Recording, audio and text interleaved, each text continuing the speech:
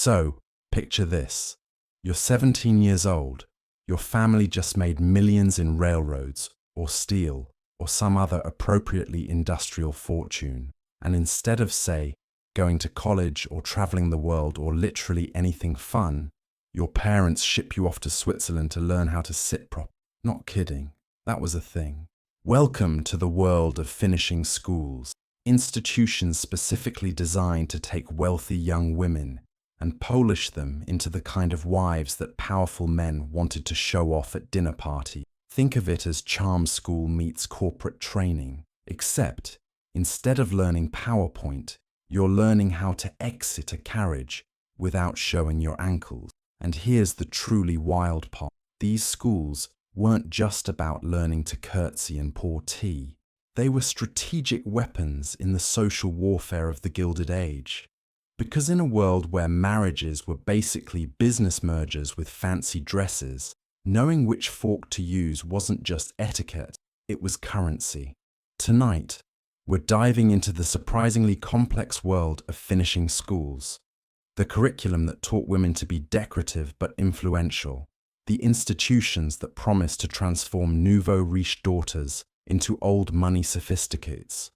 And the women who took these lessons in proper femininity and sometimes used them to quietly reshape the world. If you're watching with tired eyes and an overthinking mind, this story is for you. If you really enjoy these bedtime journeys through history, please like this video, subscribe, and tell me in the comments where you're listening from. I always love knowing where these stories are keeping you company. Let's talk about what it really meant to be a finished woman in the Gilded Age. Before finishing schools became the Swiss Alpine Instagram content factories of the early 1900s, there were actually schools that tried to educate women. Revolutionary concept, I know. Back in the early 19th century, wealthy American families, even some middling ones, sent their daughters to places called female academies or seminaries. The Litchfield Female Academy, founded way back in 1792, taught young women needlework and art, sure, but also moral development, religious studies, and literary analysis. They were actually reading Virgil and discussing philosophy. It was almost like people briefly considered that women might have brains. But here's where things get interesting. And by interesting, I mean depressing in that very specific 19th century way. As the century progressed and American fortunes exploded, thanks to railroads and steel mills and all those other ventures built on the backs of immigrant labor, wealthy parents started having a crisis of priorities. See, they no longer wanted daughters who could simply read and think. That was far too practical and not nearly ornamental. And what they wanted were daughters who could charm at dinner parties, who could curate drawing room conversation like they were hosting a very fancy podcast, who could display impeccable manners in multiple languages, preferably while looking beautiful and never expressing an actual opinion about anything important. Enter the finishing school. These institutions, often located in Europe because everything sounds classier with a European address, shifted the entire educational priority from knowledge to presentation. It was less, what do you know, and more, how do you look while pretending to know things? The curriculum, deportment, which is just a fancy word for how to stand and sit and walk like you're permanently posing for an invisible photographer. Etiquette, obviously. Household management, which meant knowing how to boss around servants you'd never actually met before marriage. Languages, French and Italian specifically, because those made you sound sophisticated at parties. And music, because a woman playing the harp in the corner was apparently the Victorian version of ambience music. Here's the thing they don't tell you in those romantic period dramas. The entire point of finishing school was to teach young women the necessary skills to attract and keep what they called a good husband. And by good, they meant wealthy, educated, and connected. Love was optional. A trust fund was mandatory. Academic subjects, math, science, history, beyond which fork to use in which European country, faded into the background faster than your phone battery at 2 a.m. Education stopped being about individual fulfillment and became entirely about social positioning. It was basically LinkedIn, but make it corsets and piano lessons. For nouveau riche families, those industrialists who'd made their money in decidedly unglamorous ways like meatpacking or mining, finishing schools were a calculated social strategy. Send your daughter to the right institution, and suddenly your family's questionable origins, new money, the horror, could be obscured by a thick layer of European polish. It was social climbing, with a course catalogue. These schools promised to take your rough-around-the-edges American girl and transform her into someone who could mingle with the European upper crust without anyone immediately asking, "Wait, how did your father make his fortune again?" It was about legitimizing wealth through refinement, about getting a passport into high society that no amount of money alone could buy. Basically, finishing school was the Gilded Age equivalent of hiring a personal brand consultant, except instead of optimizing your Instagram presence, you were optimizing your marriage prospects. All right, so what did a day at finishing school actually look like? What were these young women spending their time and their families' considerable money learning? Buckle up, because it's equal parts fascinating and absurd. First up, posture lessons. And I don't mean a yoga instructor telling you to engage your core. I mean hours, literal hours, learning how to sit in a chair. Not slouch, obviously. Not lean back too casually. Not cross your legs like some kind of anarchist. You had to sit upright, hands folded, looking simultaneously attentive and serene, as if you were a very well-dressed houseplant. They'd make girls walk around with books balanced on their heads. Yes, like in the Princess Diaries, except this wasn't a charming movie montage. This was daily life. You had to glide across a room like you were on wheels, never bobbing, never wobbling, always smooth, because apparently the ability to transport a book via your skull was crucial to landing a duke. Then there was voice modulation. Women were taught to speak softly, never loudly, to laugh delicately, never uproariously. Your voice was supposed to be pleasant, but not memorable, present, but not assertive. Basically, the goal was to sound like you were perpetually on the verge of asking someone if they'd like more tea, even if you were actually discussing something important, which, to be fair, you probably weren't allowed to do anyway. Letter writing was another massive component of the curriculum, and not just, "Dear Aunt Susan, thanks for the handkerchiefs." No, this was an art form. You had to learn the proper way to address everyone from a duchess to a distant cousin you'd never met. Your handwriting had to be elegant. Your phrasing had to be just right. Warm, but not familiar. Polite, but not stiff. Grateful, but not gushing. Screw up your letter writing etiquette, and you could accidentally insult someone powerful enough to tank your entire social debut. No pressure. Polite conversation was perhaps the trickiest subject of all. You had to master the art of talking without actually saying anything. You could discuss the weather, music, art, fashion, perhaps a book if it was sufficiently boring. But politics? Controversial. Business? Unladylike. Anything approaching a strong personal opinion? Absolutely not. The goal was to be charming but empty, engaging but safe, present but decorative. You were basically supposed to be a very attractive conversation facilitator, steering things gently while never actually contributing substance. It was exhausting and intellectually suffocating, which was exactly the point. Languages were crucial. French was mandatory. You simply could not be considered cultured without French. Italian was highly desirable, especially if you wanted to discuss opera and art without sounding like a tourist. Some schools even offered German, though it was considered slightly less romantic and therefore less essential. These weren't conversational language classes, mind you. You weren't learning how to ask for directions or order in a restaurant. You were learning how to drop perfectly accented French phrases into English conversation to signal your sophistication. It was linguistic peacocking. Embroidery and needlework filled countless hours. You'd spend entire afternoons bent over tiny stitches, creating decorative pieces that served absolutely no practical purpose, but demonstrated your patience, delicacy, and willingness to engage in mind-numbingly tedious tasks. All qualities Victorian society found extremely attractive in women. Dancing was another essential skill, but not fun dancing. Formal, structured dancing where every step was choreographed and every movement had to be precisely executed. The waltz, the quadrille, the cotillion. You had to know them all, and you had to make it look effortless. One wrong step, and you'd humiliate not just yourself, but your entire family lineage. Musical instruments were practically mandatory. The piano was standard. Every accomplished young lady was expected to play.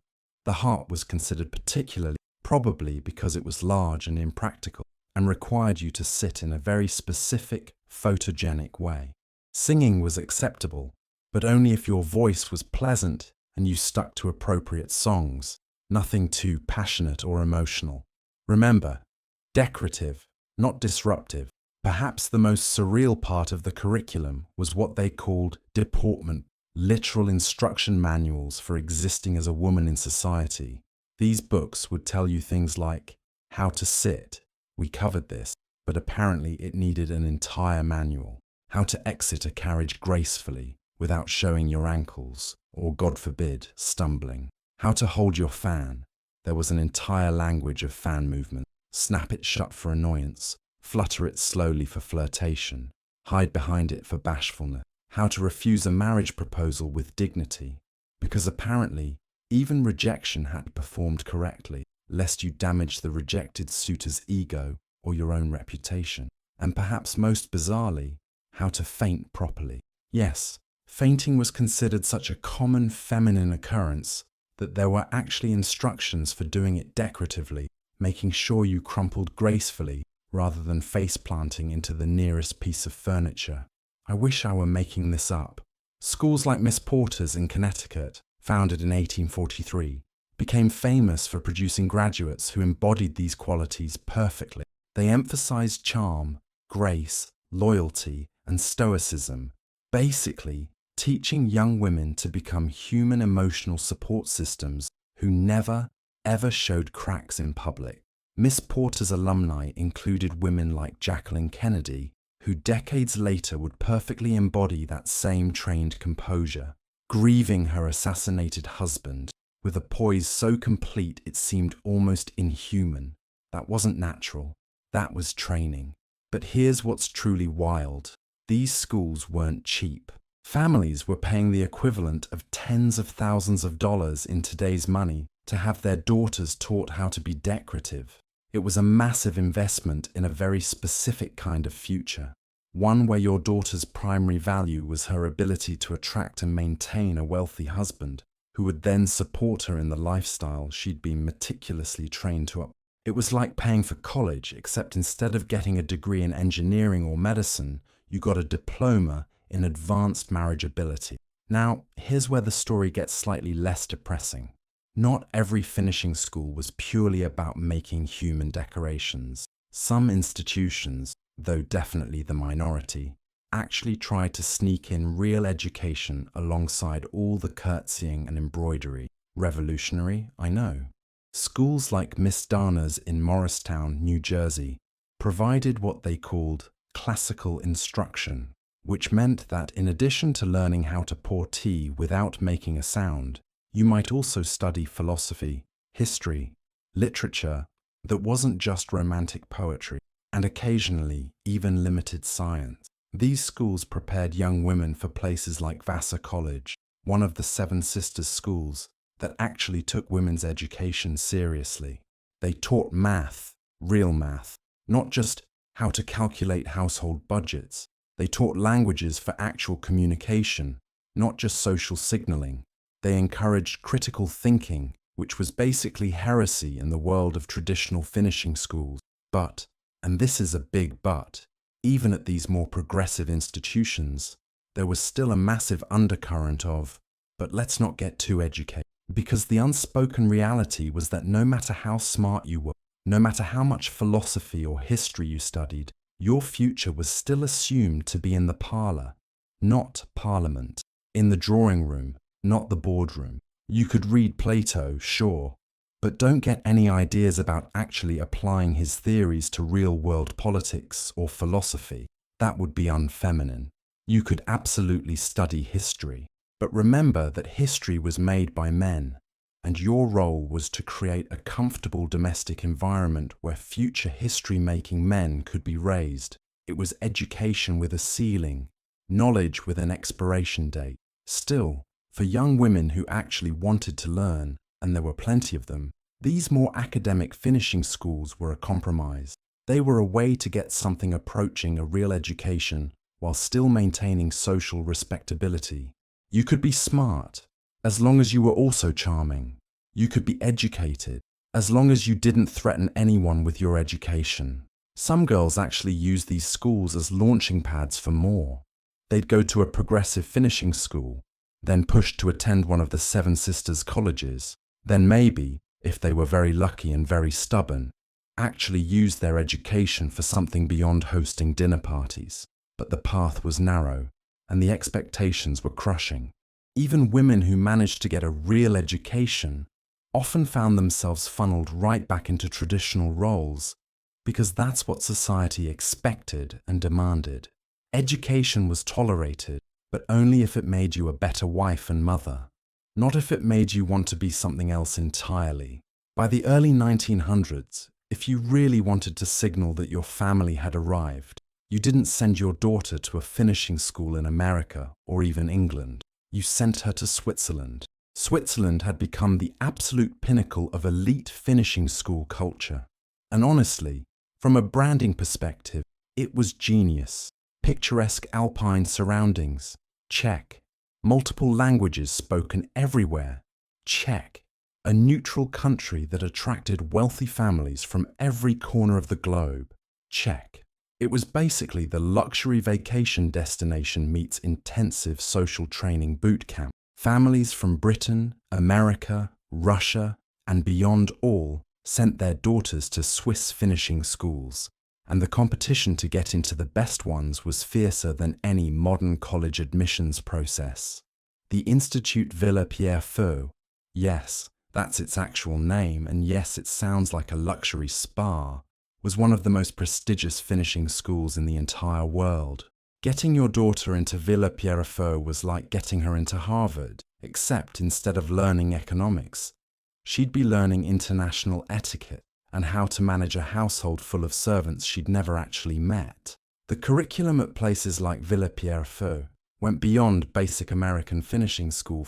This was advanced level Polish, international etiquette, which meant knowing the social rules of every major European country and many beyond. Luxury household management, not just how to oversee servants, but how to manage multiple estates across different countries. Cross-cultural social graces were essential. You needed to know how to behave in a London drawing room, a Parisian salon, a Russian ball, and a New York society event.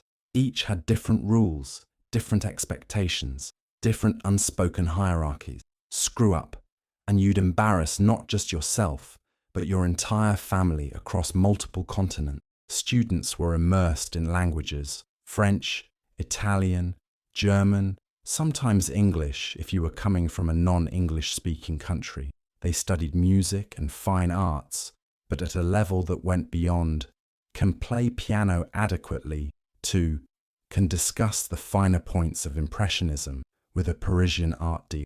And above all, they learned what they called the rituals of upper-class femininity. This wasn't just about knowing which fork to use. This was about understanding the entire performance of being a wealthy woman, how to walk into a room and command attention without seeming to try, how to navigate complex social hierarchy, how to make powerful connections without appearing calculated. These schools trained young women to move fluidly through European ballroom, London drawing room, and Fifth Avenue salons, as if they'd been born into all of them. It didn't matter if your grandfather was a Connecticut factory owner. After Villa Pierrefeu, you could hold your own with actual European nobility. Graduating from a top Swiss finishing school wasn't just about education, it was cultural literacy. It was proof that you could not only acquire refinement, but embody it. You weren't just rich, you were cultured. And in the Gilded Age, that distinction mattered enormously. The cost? Astronomical. We're talking the equivalent of $50,000 to $100,000 per year in today's money. But for families desperate to legitimize their new fortunes, it was worth every penny. Because what you were really paying for wasn't education. You were paying for transformation. You were buying your daughter entry into a world that money alone couldn't access. A world where the right accent, the right manners, and the right connections mattered more than the size of your bank account. Swiss finishing schools were basically the ultimate social hack, the Gilded Age equivalent of hiring the world's best PR firm and personal brand manager, except the product being branded was your daughter. But not every elite American family shipped their daughters across the Atlantic. Some actually believed radical concept that women might benefit from, real education. Enter the American boarding schools that predated finishing schools and continued operating alongside them, places like Emma Willard's School and Mount Holyoke Female Seminary. These institutions were founded in the early 19th century by women who genuinely believed that females were capable of serious intellectual work. Shocking, I know. Emma Willard herself was a bit of a badass. She opened her school in 1814 and taught mathematics, philosophy, science, and history at the same level as men's institutions. Her curriculum was rigorous, demanding, and completely at odds with the women are decorative objects philosophy that would dominate finishing schools. Mount Holyoke, founded in 1837 by Mary Lyon, was similarly revolutionary. It offered a genuine liberal arts education, not arts like painting and music, but the full range of humanities and sciences, chemistry, geology, astronomy, mathematics. Mary Lyon believed women should be educated to become teachers, missionaries, and intellectually independent people, not just wives. These schools were essentially the precursors to the Seven Sisters colleges that would emerge later in the Gilded Age. Vassar, Wellesley, Smith, Bryn Mawr, Mount Holyoke, which became a college, Radcliffe, and Barnard. The Seven Sisters were a revelation. They offered women access to the kind of education that had previously been exclusively male: rigorous academics, serious scholarship, preparation for actual careers beyond wife and mother. You could study mathematics and philosophy and economics and literature and actually engage with ideas rather than just memorizing which fork goes where. For ambitious young women, and there were many of them, these colleges represented freedom. They were places where intelligence was valued, where academic achievement was celebrated, where you could be smart without being told it made you unmarriageable. But here's the catch. Even attending a Seven Sisters college required a delicate social balance. If you went to Vassar or Wellesley, you were intellectual, sure, but you still had to maintain your femininity, your social graces, your marriageability. You could have a mind, as long as you didn't use it too aggressively. You could be educated, as long as you didn't threaten men with your education. And honestly, for many families, sending a daughter to a women's college was seen as a respectable compromise. She'd get an education, good for her, shows she's cultured and intelligent, but she'd be surrounded by other women, not exposed to men unsupervised, the horror, and presumably she'd still come out ready to be a wife and mother, just a slightly more interesting. Some women used their Seven Sisters education exactly as expected. They graduated, married well, became society wives and mothers, perhaps dabbled in charity work that befitted their status. But others, And this is where it gets interesting, used their education as a springboard for something more. They became teachers, social reformers, writers, activists. They founded settlement houses and fought for labor rights and women's suffrage. They took their fancy educations and turned them into actual power.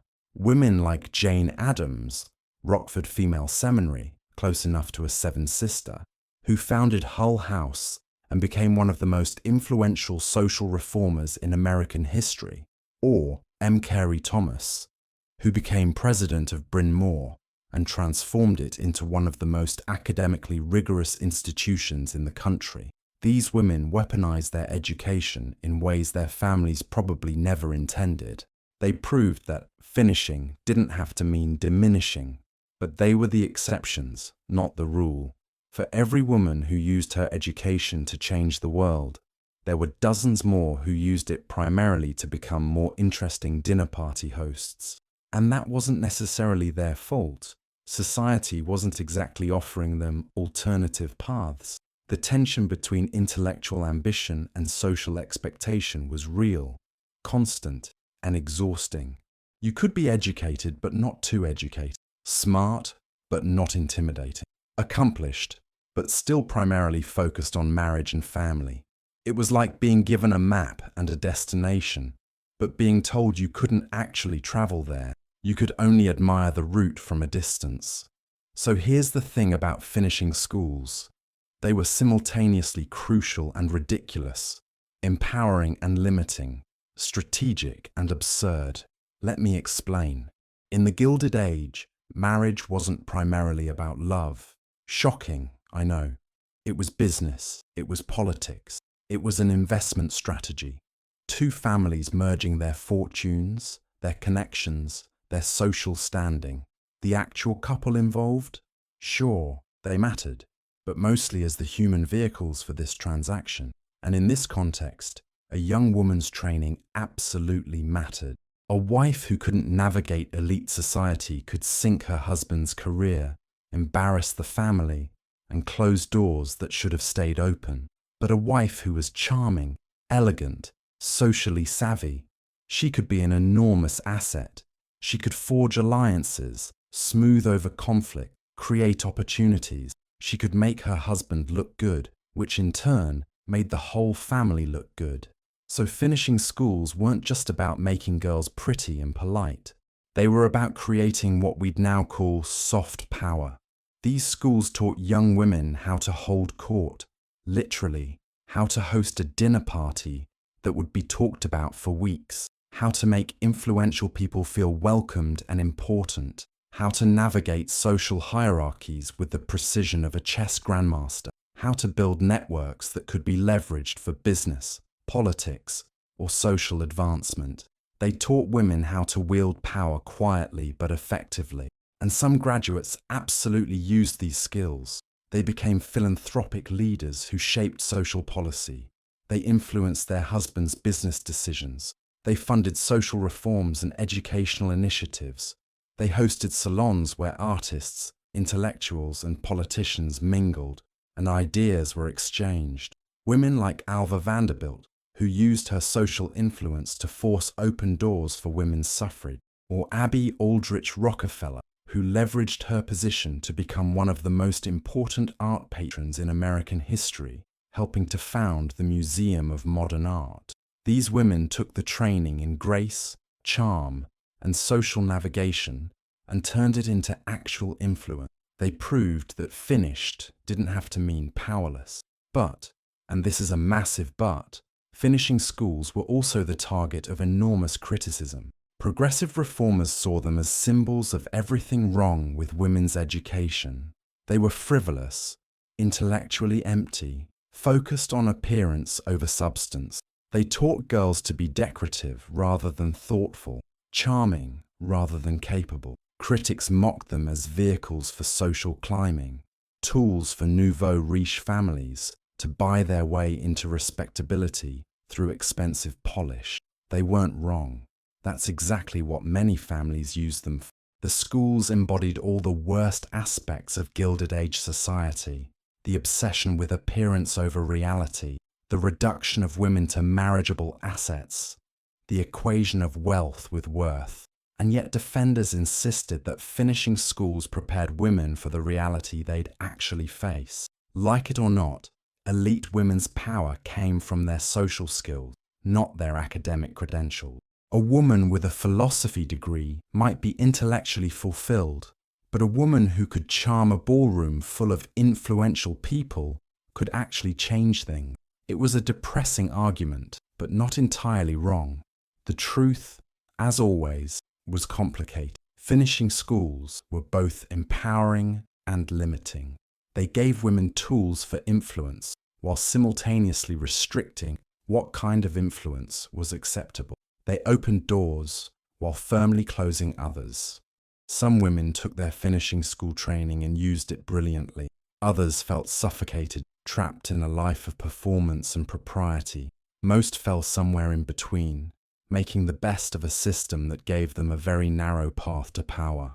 By the mid-20th century, the traditional finishing school model was dying, and honestly, it had been a long time coming. Several things killed it, but let's start with the most obvious: the women's movement. As more women fought for and won the right to vote, to work, to own property, to control their own lives, the idea of spending years learning how to curtsy started seeming not just outdated, but actively insulting. Why would you spend thousands of dollars teaching your daughter to be decorative when she could learn to be a doctor, a lawyer, a scientist? The social attitudes that made finishing schools possible, the idea that women's primary value was as wives and hostesses, were crumbling, slowly, painfully, with plenty of backlash, but crumbling nonetheless. World War II was another massive factor.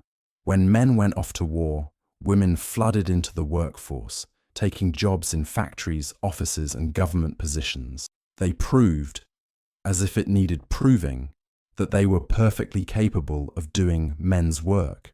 After that, it was hard to argue that women needed to spend years learning to exit a carriage gracefully. Educational priorities shifted dramatically. Women's colleges expanded their academic programs. Coeducational institutions started accepting women. Graduate programs opened their doors, grudgingly, but still. Suddenly, there were alternatives to finishing school that actually led somewhere beyond the altar, and the social landscape changed. The rigid hierarchies of the Gilded Age, where the right introduction could make or break your entire life, started to loosen. Sure, connections still mattered. They always matter. But you didn't need to know 17 different types of curtsies anymore. By the 1960s and 70s, traditional finishing schools were closing left and right. They couldn't compete with changing expectations. Parents wanted their daughters to go to college, get degrees, and have careers. The idea of paying for your daughter to learn deportment instead of, say, computer science started seeming not just old-fashioned but actively harmful. Most finishing schools either shut down entirely or transformed into something else. Private schools with actual academic programs, or colleges, or they just quietly disappeared. But here's the thing: finishing schools might be mostly gone, but their legacy absolutely persists. Elements of the finishing school ideal still show up everywhere in elite culture: grace under pressure, the ability to navigate complex social situations with ease, traditional femininity as a form of power. These ideas didn't disappear. They just got repackaged. Elite private schools, especially ones catering to wealthy families, still emphasize many of the same skills: poise, social grace, networking, presentation. They don't call it finishing anymore, and they've added actual academics, but the underlying philosophy that how you present yourself matters enormously remains. Debutante balls still exist in many cities, still serving largely the same purpose they did in the Gilded Age, introducing wealthy young women to elite society, creating social connections, signaling that a family has arrived. It's finishing school condensed into a single elaborate event, and modern poise classes, or etiquette schools, still teach many of the same skills: how to present yourself professionally, how to navigate social situations, how to make a good impression. They just market it differently now. It's about professional success rather than marriage prospect. Even finishing schools themselves haven't entirely disappeared. Villa Pierrefeu, one of the most famous Swiss finishing schools, still operates, but its graduates today are as likely to become diplomats, entrepreneurs, or international business leaders as they are to become duchesses or society-wide. The curriculum has evolved. Yes, you still learn etiquette and social graces, but now you're also learning international relations, business management, and multiple languages for actual professional use. It's finishing school meets MBA, traditional femininity meets modern power. And honestly, some of what finishing schools taught was genuinely useful. Knowing how to navigate social situations with grace, understanding cultural differences and international etiquette, having the confidence to walk into a room and command attention. These are valuable skills in any era. The problem was never that finishing schools taught social skills. The problem was that they taught social skills instead of academics, instead of giving women real options for their lives. But when you separate the useful parts, confidence, social intelligence, cultural literacy, from the limiting parts, reducing women to decorative objects, prioritizing marriage over everything else, you get something that can actually be valuable. The lesson from the Gilded Age isn't that polish is pointless. It's that polish should be an addition to substance, not a substitute for it. Women today can be educated and elegant, ambitious and graceful, powerful and poised. They don't have to choose. That's the real revolution. Not rejecting everything finishing schools taught, but rejecting the idea that those things are all women should be. So that's the story of finishing schools. Institutions that promise to transform wealthy daughters into perfect ladies, that taught grace and manners and social navigation, that were simultaneously empowering and limiting, practical and absurd. They were products of their time, reflecting all the contradictions of the Gilded Age. The obsession with appearance, the rigid social hierarchies, the belief that women could be powerful, but only in very specific, socially acceptable ways. Some women took their finishing school training and used it to build genuine influence. Others felt trapped by it. Most did a bit of both, and their legacy persists in private schools and debutante balls and etiquette classes, in the ongoing tension between traditional femininity and modern power. Because here's what the Gilded Age understood, even if it applied this knowledge in deeply flawed ways: presentation matters, social skills matter, knowing how to navigate complex situations with grace and confidence matters. The mistake wasn't teaching these things. The mistake was teaching only these things, as if charm could be a substitute for education, as if grace could replace genuine opportunity,